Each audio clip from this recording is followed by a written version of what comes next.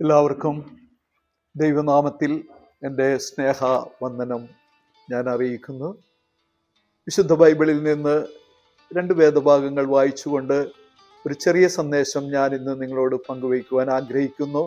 ലൂക്കോസിൻ്റെ സുവിശേഷം 2-ാം അധ്യായം 10-11 വാക്യങ്ങൾ.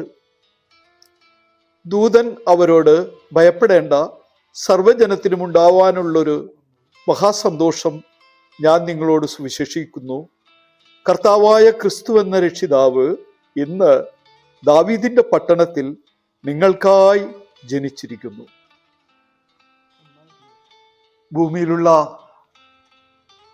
സർവജനത്തോടുമുള്ള ഒരു സന്തോഷ വാർത്തയാണ്. യേശു ക്രിസ്തു എന്ന രക്ഷിതാവ് ഇന്ന് നിങ്ങൾക്കായി ജനിച്ചിരിക്കുന്നു. ദാവീദിന്റെ പട്ടണം എന്ന് പറഞ്ഞാൽ യഹൂദന്മാരുടെ രാജാവായിരുന്ന ദാവീദ് രാജാവ് ജനിച്ച സ്ഥലമായ ബെത്ലഹേമിനെ സൂചിപ്പിക്കുന്നു.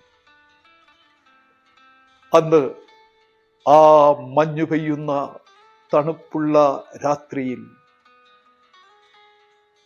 ഒരു വട്ടം ആട്ടിടയന്മാർ ആടുകളെ കാവൽ കാത്തുകൊണ്ട് മരുഭൂമിയിൽ കിടന്നിരുന്നു. അവരോട് ദൈവദൂതൻ വന്ന് സുവിശേഷ സന്ദേശമാണ് നാം വായിച്ചത്. ഈ സുവിശേഷ സന്ദേശത്തിലെ ഏറ്റവും പ്രധാനപ്പെട്ട വാക്ക്, ക്രിസ്തു എന്ന രക്ഷിതാവ് നിങ്ങൾക്കായി ഇന്ന് ജനിച്ചിരിക്കുന്നു. നിങ്ങൾക്കായി ജനിച്ചിരിക്കുന്നു എന്ന് പറഞ്ഞാൽ ഏതെങ്കിലും ഒരു പ്രത്യേക വിഭാഗത്തിന് വേണ്ടിയല്ല ജനിച്ചത്. സകല മനുഷ്യവർഗത്തിനും വേണ്ടി ഒരു രക്ഷിതാവ് ജനിച്ചിരിക്കുന്നു. രക്ഷിതാവ് എന്ന് പറഞ്ഞാൽ പാപത്തിൽ നിന്നും പാപത്തിന്റെ ശിക്ഷാവിധിയിൽ നിന്നും രക്ഷിക്കുന്നവൻ.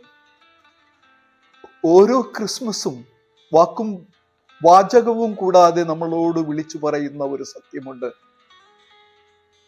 നീ ഒരു പാപിയാണ്.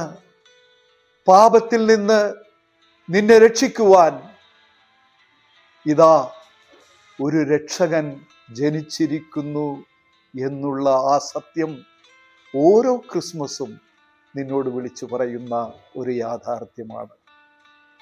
പ്രിയ സഹോദര, സഹോദരി, മാതാപിതാക്കളെ, നിങ്ങളിത് മനസ്സിലാക്കിയിട്ടുണ്ടോ? വിശ്വസിച്ചിട്ടുണ്ടോ? ഈ രക്ഷകൻ ലോകത്തിന് നൽകിയ ഈ രക്ഷ, ആത്മരക്ഷ നിങ്ങൾ പ്രാപിച്ചിട്ടുണ്ടോ? പ്രിയപ്പെട്ടവരെ, ഈ ലോകം ശാശ്വതമല്ല. ഈ ലോകത്തിൽ നിന്ന് നിങ്ങൾ നേടുന്നതും എല്ലാം വെറും ചപ്പും ചവറുമാണ്. നിന്റെ ഉള്ളിൽ വിലയേറിയ ഒരു ആത്മാവുണ്ട്. ആ ആത്മാവിനെ നഷ്ടപ്പെടുത്തിക്കൊണ്ട് ഈ ലോകത്ത് നിന്ന് നേടുന്നതൊന്നും നിനക്ക് പ്രയോജനപ്പെടുകയില്ല. ഈ രക്ഷിതാവിനെ നിന്റെ കർത്താവും രക്ഷിതാവുമായി സ്വീകരിച്ചുകൊണ്ട് ഒരു പാപരഹിത ജീവിതം ജീവിക്കാം. ദൈവത്തോട് ചേർന്നുകൊണ്ടുള്ള ഒരു ജീവിതം ആരംഭിക്കാം. അതിനായി നമുക്ക് പ്രാർത്ഥിക്കാം. യേശുവേ, ഞാനൊരു പാപിയാണ്.